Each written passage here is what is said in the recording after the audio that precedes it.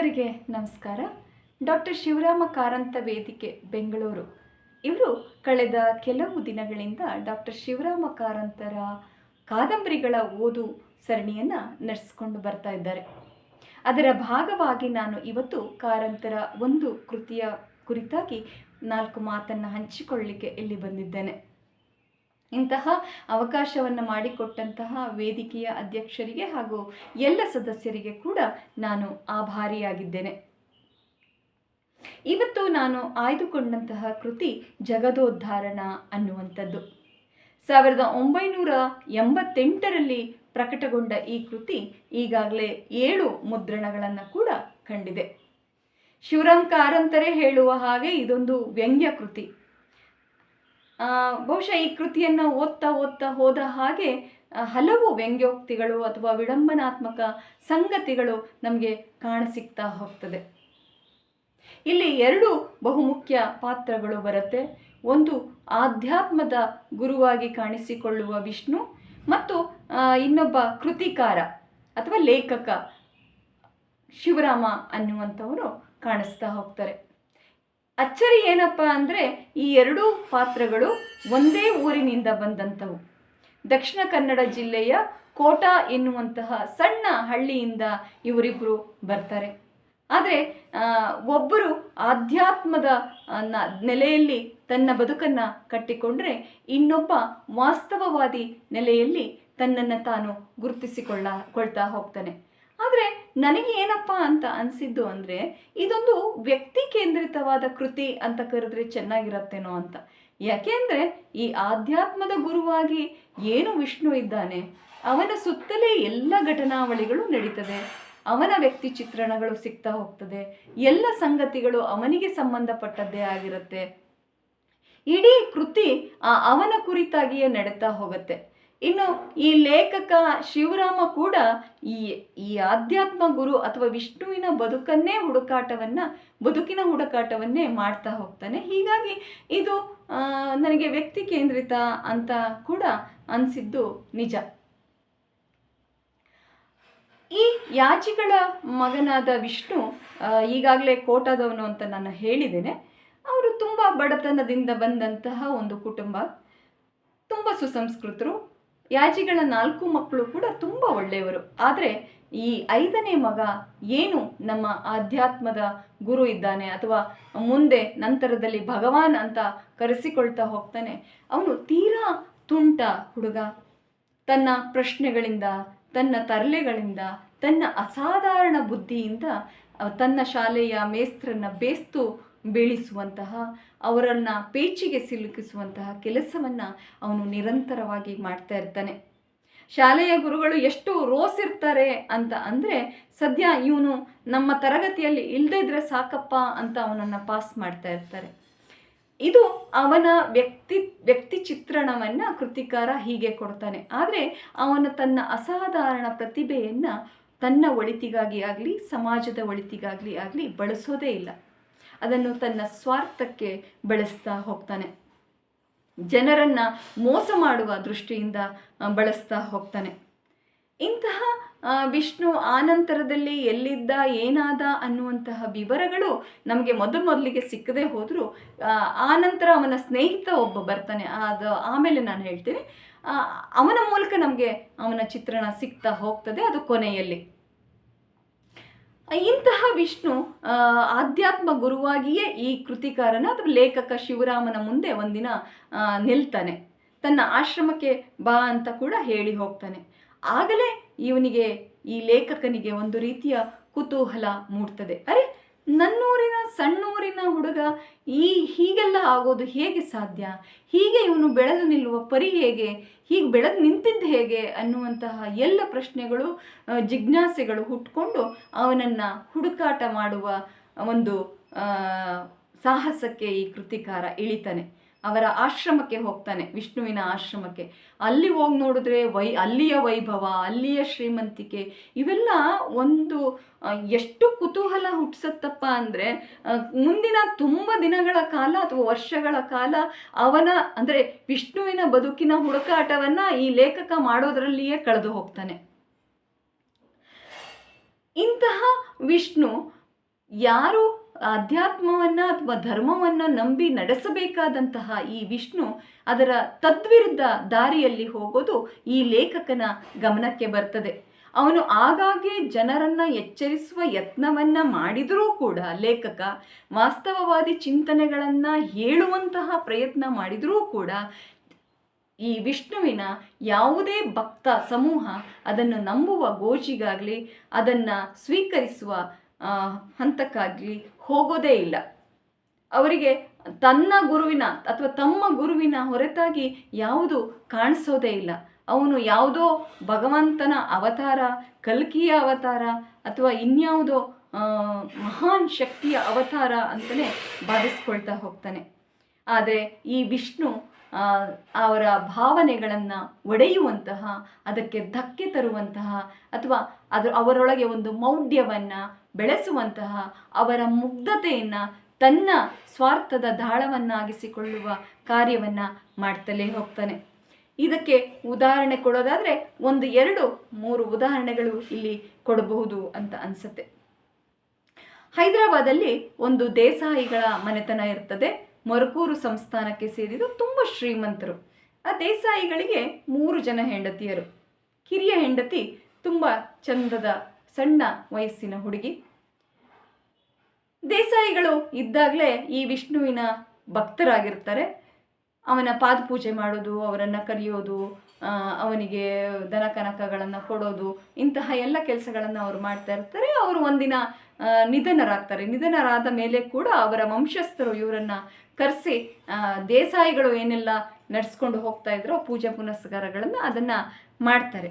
ಆದರೆ ಈ ವಿಷ್ಣು ಏನು ಮಾಡ್ತಾನೆ ಅಂತ ಅಂದರೆ ಅವರ ಹೆಂಡತಿಯನ್ನು ಸಮೋಹಗೊಳಿಸಿ ತನ್ನ ಹಿಂದೆ ಬರುವ ಹಾಗೆ ಮಾಡ್ತಾರೆ. ಆಕೆ ಅದೆಷ್ಟು ಮೋಡಿಗೆ ಒಳಗಾಗ್ತಾಳೆ ಅಂತ ಅಂದರೆ ತನ್ನ ಆಸ್ತಿ ಪಾಸ್ತಿ ಅಥವಾ ಒಡವೆಗಳನ್ನೆಲ್ಲ ಕಟ್ಕೊಂಡು ಇವನ ಆಶ್ರಮಕ್ಕೆ ಬಂದು ಇದ್ದು ಬಿಡ್ತಾಳೆ. ಇಲ್ಲಿ ಬಂದು ಮಾತು ಬರುತ್ತೆ. ಇದು ನನಗೆ ತುಂಬ ಕಾರಂತರು ಎಷ್ಟು ಚಂದ ಅದನ್ನು ಬಳಸ್ತಾರೆ ಅಂತ ನನಗೆ ಅನಿಸ್ತು. ಆ ದೇಸಾಯಿ ಮನೆತನದವರು ಮೈಸೂರಿಗೆ ಬರ್ತಾರೆ. ನಮ್ಮ ಅಂದರೆ ಕಿರಿಯ ಅವರ ತಾಯಿ ಅಂದರೆ ದೇಸಾಯಿಯ ದೊಡ್ಡ ಹೆಂಡತಿ ಮಕ್ಕಳು ಕೇಳ್ತಾರೆ, ನಮ್ಮ ತಾಯಿಯವರನ್ನು ಕಳಿಸಿ ನೀವು ಅಂತ. ಆವಾಗ ನಿಮಗೆ ಇದೆಲ್ಲ ಏನು ಬೇಡ ಅಲ್ಲ ಗುರುಗಳೇ, ನೀವು ಆಧ್ಯಾತ್ಮದ ಸಾಧಕರು, ನೀವೇನು ಮಾಡ್ತೀರಿ ಇದನ್ನೆಲ್ಲ ತಗೊಂಡು? ನಮಗೂ ಗೊತ್ತು ನಿಮಗೆ ಇದೆಲ್ಲ ಆಸ್ತಿ ಒಡವೆ ದನ ಹಣದಲ್ಲಿ ಏನು ವ್ಯಾಮೋಹ ಇಲ್ಲ, ಅದನ್ನೆಲ್ಲ ನಮಗೆ ಕೊಡಿ, ನಮ್ಮ ಆಸ್ತಿಯನ್ನು ನಮಗೆ ಕೊಡಿ ಅಂತ ಕೇಳ್ತಾರೆ ಅವರು, ಅಂದರೆ ದೇಸಾಯಿಯ ಮಕ್ಕಳು. ಆಗ ಈ ಭಗವಾನರು ಹೇಳ್ತಾರೆ ಅಥವಾ ವಿಷ್ಣು ಹೇಳ್ತಾರೆ, ನನಗೆ ಇದ್ರ ಬಗ್ಗೆ ಏನು ವ್ಯಾಮೋಹ ಇಲ್ಲ, ಆದರೆ ನನ್ನ ಭಕ್ತೆ ಇದನ್ನೆಲ್ಲ ನನ್ನ ಪಾದಕ್ಕೆ ಸುರಿದಿದ್ದಾಳೆ, ಅವಳಿಯ ಮನಸ್ಸಿಗೆ ನೋಯಿಸಬಾರ್ದು ಅಂತ ನಾನು ಇದನ್ನೆಲ್ಲ ಸ್ವೀಕರಿಸಿದ್ದೀನಿ ಅಂತ ಹೇಳ್ತಾರೆ. ಹೀಗೆ ತುಂಬ ಅತೀ ಬುದ್ಧಿವಂತಿಕೆಯಿಂದ ಹಲವಾರು ಕುಟುಂಬಗಳನ್ನು ಈ ವಿಷ್ಣು ಹಾಳು ಮಾಡ್ತಾ ಹೋಗ್ತಾರೆ ತನ್ನ ಸ್ವಾರ್ಥಕ್ಕಾಗಿ. ಅದೇ ರೀತಿ ಒಬ್ಬಳು ಅಜ್ಜಿ ಬರ್ತಾಳೆ. ಅಜ್ಜಿಗೆ 3 ಜನ ಗಂಡು ಮಕ್ಕಳಿರ್ತಾರೆ. ಆ ಅಜ್ಜಿ ಆ ಮಕ್ಕಳಿಗೆ ತಂದೆ ತಾಯಿ ಇರೋದಿಲ್ಲ, ಅಜ್ಜಿಯೇ ಸಾಕ್ತಾ ಇರ್ತಾಳೆ. ಒಂದು ದಿನ ಈ ಸನ್ಯಾಸಿಯಾದವನು ಆ ಅಜ್ಜಿಗೆ, ನಾನೇ ನಿನ್ನ ನಿಜವಾದ ಮಗ, ನಿನ್ನನ್ನು ಸಾಕುವವನು ನಾನೇ ಅಂತ ಹೇಳಿ ಅಜ್ಜಿಯ ಆಸ್ತಿಯನ್ನು ಕೂಡ ಲಪಟಾಯಿಸ್ತಾರೆ. ಅದೇ ರೀತಿ ಲಲಿತೆ ಅಂತ ಒಬ್ಬಳು ಬರ್ತಾಳೆ. ದಾಬಡೆ ಅನ್ನುವಂತಹ ಒಬ್ಬ ವ್ಯಕ್ತಿ ಬರ್ತಾನೆ. ಅದಾದ ಮೇಲೆ ಗಣಪತಿ ಅನ್ನುವಂತಹ ಒಬ್ಬ ಮುಗ್ಧ ಇರ್ತಾನೆ ಶಿರಸಿಯಲ್ಲಿ. ಇದು ಬೇರೆ ಬೇರೆ ಭಾಗದಲ್ಲಿ ನಡೆಯುವಂಥದ್ದು, ಒಂದೇ ಊರಿನ ಘಟನಾವಳಿಗಳು ಏನೂ ಅಲ್ಲ. ಯಾಕೆಂದರೆ ಅಷ್ಟು ಪ್ರಖ್ಯಾತರಾಗ್ಬಿಟ್ಟಿರ್ತಾರೆ ವಿಷ್ಣು ಭಗವಾನರು. ಎಲ್ಲರ ಮಾತಿಂದ ಮಾತಿಗೆ, ಅವರ ಬೋಧನೆಗಳ ಮೂಲಕ, ಅವರ ಭಾಷಣಗಳ ಮೂಲಕ ಮಾನಸದಲ್ಲಿ ತುಂಬಿ ಹೋಗಿರ್ತಾರೆ ಅಂದರೂ ತಪ್ಪಾಗಲಾರದು. ಅಂತಹ ಗಣಪತಿಗೆ ಒಬ್ಬಳು ತುಂಬ ಅಷ್ಟೇನು ಬುದ್ಧಿವಂತಳಲ್ಲದ ಒಬ್ಬಳು ಹೆಂಡತಿ ಇರ್ತಾಳೆ. ಅವಳಿಗೆ ಒಂದು TB ಕಾಯಿಲೆ ಆಗಿರುತ್ತೆ. ಅವಳನ್ನು ತುಂಬ ಚೆಂದ ನೋಡ್ಕೊಂಡಿರ್ತಾನೆ ಗಣಪತಿ ಅನ್ನುವಂಥವನು. ಆದರೆ ಅವನು ಮಾಡುವ ಒಂದೇ ಒಂದು ತಪ್ಪು ಏನು ಅಂದರೆ, ಭಗವಾನ್ ವಿಷ್ಣು ಅವರ ಊರಿಗೆ ಬಂದಾಗ ತನ್ನ ಹೆಂಡತಿ ಇನ್ನಷ್ಟು ಸುಧಾರಣೆ ಕಾಣಲಿ ಅನ್ನುವಂತಹ ನಿಟ್ಟಿನಲ್ಲಿ ಅವರ ಜೊತೆಗೆ ಕಳಿಸ್ಬಿಡ್ತಾನೆ. ಅವಳು ಅಲ್ಲಿಂದ ಬರೋದೇ ಇಲ್ಲ. ಗಣಪತಿ ಹೋಗಿ ಕರೆದಾಗಲೂ ಕೂಡ ಅವಳು ನಿರಾಕರಿಸ್ತಾಳೆ, ನಾನು ಇಲ್ಲಿಂದ ಬರೋದಿಲ್ಲ ಅಂತ. ಆವಾಗ ಗಣಪತಿಗೆ ಹುಚ್ಚು ಹಿಡಿಯುತ್ತೆ. ಅಂತ ಹುಚ್ಚು ಹಿಡಿದ ಗಣಪತಿ ಇದೇ ವಿಷ್ಣುವಿನ ಆಶ್ರಮಕ್ಕೆ ಹೋಗಿ ಕೂಗಾಡ್ತಾನೆ. ಆಗ ಅಲ್ಲಿದ್ದ ಭಕ್ತರ ಏನು ಸಮೂಹ ಇರುತ್ತೆ, ಅವರಲ್ಲಿ ಎರಡು ಪಂಗಡಗಳಾಗ್ತವೆ. ಒಂದು ಗಣಪತಿ ಮಾಡಿದ್ದು ಸರಿ ಅನ್ನುವಂಥದ್ದು, ಇನ್ನೊಂದು ತಪ್ಪು ಅನ್ನುವಂಥದ್ದು.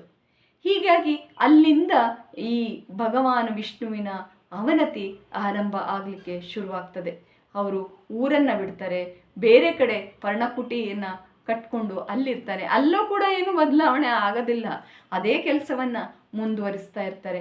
ಆದರೆ ಯಾವತ್ತು ಎಷ್ಟೇ ನಾವು ಮುಖವಾಡಗಳನ್ನು ತೊಟ್ಟು ಸಜ್ಜನರು ಅಂತ ತೋರಿಸಿದ ಮೇಲೆಯೂ ಒಂದಲ್ಲ ಒಂದು ದಿನ ಎಲ್ಲ ಪರದೆ ಕಳಚಲೇಬೇಕು ಅನ್ನುವಂತಹ ಪ್ರಕೃತಿಯ ನಿಯಮ ಏನಿದೆಯೋ ಅದಕ್ಕೆ ವಿಷ್ಣು ಕೂಡ ಹೊರತಾಗೋದಿಲ್ಲ. ಅವನ ಅವನತಿ ಆರಂಭ ಆಗತ್ತೆ. ಏನೆಲ್ಲ ಉತ್ತುಂಗದಲ್ಲಿ ಮೆರೆದಿದ್ದನೋ ಅಥವಾ ಎಲ್ಲರಿಂದ ಏನು ಪೂಜೆಗೆ ಒಳಗಾಗಿದ್ದನೋ ಅವರು ಜನರಿಂದ ತಿರಸ್ಕಾರಕ್ಕೆ ಒಳಗಾಗ್ತಾ ಹೋಗ್ತಾರೆ. ಅದೇನು ಸುಮ್ಮನೆ ಆಗೋದಲ್ಲ. ಒಂದೇ ಒಂದು ಘಟನೆ ಅಂದರೆ ಅವನ ವ್ಯಕ್ತಿತ್ವದ ಪರಿಚಯ ಜನಸಾಮಾನ್ಯರಿಗೆ ಆಗಲಿಕ್ಕೆ ಶುರುವಾಗ್ತದೆ. ದೇಸಾಯಿಯ ಹೆಂಡತಿ ಅವನೊಬ್ಬ ಸರಿ ಇಲ್ಲ, ಅವನು ಮಹಾವಂಚಕ ಅಂತ ಅಂದ್ಕೊಂಡು ತನ್ನ ಆಸ್ತಿ ಪಾಸ್ತಿಯ ಸಮೇತ ವಾಪಸ್ಸು ಹೈದರಾಬಾದ್ಗೆ ಹೋಗಿ ಅವಳೇ ತಾನೇ ಒಂದು ಆಶ್ರಮವನ್ನು ಶುರು ಮಾಡ್ತಾಳೆ. ಲಲಿತೆ ಅನ್ನುವಂತಹ ಹೆಣ್ಣು ಮಗಳು ಅಲ್ಲಿಂದ ಅವನು ಟಕ್ಕ ಅಂತ ಆಚೆಗೆ ಬರ್ತಾಳೆ. ಗಣಪತಿ ಹೆಂಡತಿ ಕೂಡ ತನ್ನ ಗಂಡನಿಗೆ ಹೀಗೆ ಹುಚ್ಚು ಹಿಡಿತಲ್ಲ ಅಂತ ವಾಪಸ್ ಬಂದು ಅವಳು ಅದೇ ಸ್ಥಿತಿಯನ್ನು ತಲುಪ್ತಾಳೆ. ಹೀಗೆ ನಡೆಯುವ ಘಟನಾವಳಿಗಳು ಈ ಭಗವಾನ್ ವಿಷ್ಣು, ಇವರಿಗೆ ಸ್ವಾಹ ವಿಷ್ಣು ಅಂತ ಕೂಡ ಇಲ್ಲಿ ಲೇಖಕ ಕರೀತಾನೆ, ಅಂದರೆ ಎಲ್ಲವನ್ನೂ ನುಂಗುವವನು ಅಂತ. ಅಂತಹ ವಿಷ್ಣು ಅವನತಿಯನ್ನು ಹೊಂದುತ್ತಾ ಹೋಗ್ತಾನೆ. ಇನ್ನೂ ಒಂದು ಉದಾಹರಣೆ ಅಂತ ಅಂದರೆ, ಅವನೊಬ್ಬ ಭಕ್ತರ ಮನೆಗೆ ಬಂದಿರ್ತಾನೆ. ಅಲ್ಲಿ ಅವನು ರಾತ್ರಿ ಉಳಿದುಕೊಂಡಾಗ ಅವರ ಶ್ರೀಮತಿಯ ಜೊತೆ ಅನುಚಿತವಾಗಿ ವರ್ತನೆಯನ್ನು ಮಾಡ್ತಾರೆ. ಅವರು ಅಲ್ಲಿಂದ ಹೊಡೆದು ಕಳಿಸ್ತಾರೆ. ಈ ರೀತಿಯಾದಂತಹ ವ್ಯಕ್ತಿತ್ವ ಅಂದರೆ ಯಾವುದನ್ನು ಮುಚ್ಚಿಟ್ಟು ವಿಷ್ಣು ಎಲ್ಲ ಭಕ್ತರಿಗೆ ಅಥವಾ ಎಲ್ಲ ಜನರುಗಳಿಗೆ ಮೋಸ ಮಾಡಿದ್ನೋ ಆ ಎಲ್ಲದು ಅನಾವರಣಗೊಳ್ತಾ ಹೋಗ್ತದೆ ಕಾದಂಬರಿಯ ಕೊನೆಯಲ್ಲಿ. ಅಂದರೆ ಸತ್ಯ ಒಂದೇ ಉಳಿತದೆ, ಧರ್ಮ ಮಾತ್ರ ಉಳಿತದೆ, ಅಥವಾ ಅಧರ್ಮದ ಮಾರ್ಗ, ಜನರನ್ನು ಮೋಸ ಮಾಡುವ ಮಾರ್ಗವಾಗಲಿ, ಜನರ ಭಾವನೆಗಳನ್ನು ಒಂದು ಬಂಡವಾಳವನ್ನಾಗಿ ಮಾಡಿಕೊಂಡು ಹೆಚ್ಚು ದಿನ ಬದುಕುವುದಾಗಲಿ ಸಾಧ್ಯ ಆಗೋದಿಲ್ಲ ಅನ್ನುವಂಥದ್ದ ಮೆಸೇಜನ್ನು ಈ ಕಾದಂಬರಿ ಕೊಡ್ತಾ ಹೋಗ್ತದೆ. ಲೇಖಕ ಕೂಡ ಕೊನೆಯವರೆಗೆ ಅಂದರೆ ವಿಷ್ಣುವಿನ ಅವನತಿಯನ್ನು ಕೂಡ ಅವನು ತಾನು ಗ್ರಹಿಸ್ತಾ ಹೋಗ್ತಾನೆ. ಏನೆಲ್ಲ ಆಗಬಹುದು ಅನ್ನುವ ಅವನ ಕುತೂಹಲವೇ ಇಡೀ ಕಾದಂಬರಿಯ ಜೀವಾಳವಾಗಿ ನಮಗೆ ಕಾಣಿಸ್ತಾ ಹೋಗ್ತದೆ. ಇನ್ನು ಈ ವಿಷ್ಣು ಪಾಪ ತಾನೇನು ಬಂದ ಹಣವನ್ನೆಲ್ಲ ಇಟ್ಕೊಳ್ಳೋದಿಲ್ಲ. ಅವನು ತನ್ನ ಅಣ್ಣ ತಮ್ಮಂದರಿಗೂ ಕೂಡ ಅದನ್ನು ಕಳಿಸಿ ಅವರ ಸಂಸಾರವನ್ನು ಕೂಡ ಚೆನ್ನಾಗಿ ನೋಡ್ಕೊಂಡಿರ್ತಾನೆ. ಅಂದರೆ ಸಂಸಾರದ ವ್ಯಾಮೋಹವನ್ನು ಅವನು ಬಿಟ್ಟಿರೋದೇ ಇಲ್ಲ. ಮುಖವಾಡ ಮಾತ್ರ ಧರ್ಮದ್ದು, ಆಧ್ಯಾತ್ಮದ್ದು ಅಥವಾ ಆಧ್ಯಾತ್ಮ ಗುರುವಿನದ್ದು ಆಗಿರುತ್ತೆ. ಇದು ಮುಗೀತದೆ ಇಲ್ಲಿಗೆ. ಇವನು ವಿಷ್ಣುವಿನ ಒಂದು ಅವನತಿ ಆದ ಮೇಲೆ ಅವನ ಅಣ್ಣನ ಮಗ ಒಬ್ಬ ಇರ್ತಾನೆ. ಅಂದರೆ ಜನರನ್ನು ಮೋಸ ಮಾಡಲಿಕ್ಕೆ ಎಷ್ಟು ಬೇರೆ ಬೇರೆ ವೇಷಗಳನ್ನು ಈ ಥರ ವ್ಯಕ್ತಿಗಳು ಕಟ್ಕೊಳ್ತಾರೆ ಅನ್ನೋಕ್ಕೆ. ಏನು ಇವರ ಅಣ್ಣನ ಮಗ ಇರ್ತಾನೆ, ಇವನ ಜೊತೆಗೆ ಇರ್ತಾನವನು. ಆದರೆ ಇವನು ಯಾವಾಗ ಅವನತಿಯನ್ನು ಹೊಂದ್ತಾನೋ ಅವನೇನು ಮಾಡ್ತಾನೆ, ತಾನೊಬ್ಬ ದೊಡ್ಡ ಸಮಾಜ ಸುಧಾರಕ ಅನ್ನುವಂತಹ ಹೆಸರಿನಲ್ಲಿ ಶ್ರೀಮಂತರನ್ನು ಅವರಿಂದ ಹಣ ಕೀಳುವಂತಹ, ಬಡವರ ಹೆಸರಿನಲ್ಲಿ ತಾನು ದೊಡ್ಡ ಹೋರಾಟವನ್ನು ಮಾಡ್ತೀನಿ ಅನ್ನುವಂತಹ ಒಂದು ವಿಚಾರಧಾರೆಯನ್ನು ಇಟ್ಕೊಂಡು ಹೋರಾಟಕ್ಕೆ ಹೊರಡ್ತಾನೆ. ಕೊನೆಗೆ ಅದೂ ಕೂಡ ಜನರಿಗೆ ಗೊತ್ತಾಗ್ತದೆ, ಅವನೂ ಕೂಡ ಸೋಲ್ತಾನೆ. ಹೀಗೆ ಒಂದು ಕಾದಂಬರಿ ಸತ್ಯ ಮಾರ್ಗವನ್ನು ಬಿಟ್ಟು ನಡೆದರೆ ಅದಕ್ಕೆ ಉಳಿಗಾಲ ಇಲ್ಲ ಅನ್ನುವಂತಹ, ಬಹುಶಃ ಇದು ನಾನು ಗ್ರಹಿಸಿದ ಒಂದು ಅಂಶ. ಇದನ್ನು ಇಟ್ಟುಕೊಂಡು ಇಡೀ ಕಾದಂಬರಿ ನಡೀತಾ ಹೋಗ್ತದೆ. ಬಹುಶಃ ನಾನು ಹೇಳಿದ್ದಕ್ಕಿಂತಲೂ ಕಾದಂಬರಿ ಇನ್ನಷ್ಟು ಗಾಢವಾಗಿ ನಿಮ್ಮನ್ನು ತಟ್ತದೆ ಅನ್ನುವಂಥದ್ದು ನನ್ನ ಅನಿಸಿಕೆ. ಖಂಡಿತವಾಗಿಯೂ ಈ ಕಾದಂಬರಿಯನ್ನು ಓದಿ ನಾವು ಅಂದರೆ ಮನುಷ್ಯರು ಇರಬೇಕಾದ ರೀತಿ ನೀತಿಗಳು ಅವೆಲ್ಲವನ್ನು ಈ ಕಾದಂಬರಿ ಕಟ್ಟಿಕೊಡ್ತಾ ಹೋಗ್ತದೆ. ವಾಸ್ತವದ ನೆಲೆಯಲ್ಲಿ ಬದುಕು ಅಂದರೆ ಏನು ಅನ್ನುವಂಥದ್ದನ್ನು ಕೂಡ ಈ ಕಾದಂಬರಿ ತೋರಿಸ್ತದೆ ಅಂತ ಹೇಳ್ತಾ ನನ್ನ 2 ಮಾತುಗಳನ್ನು ಮುಗಿಸ್ತಾ ಇದ್ದೇನೆ. ಅವಕಾಶಕ್ಕಾಗಿ ಮತ್ತೊಮ್ಮೆ ಧನ್ಯವಾದಗಳು.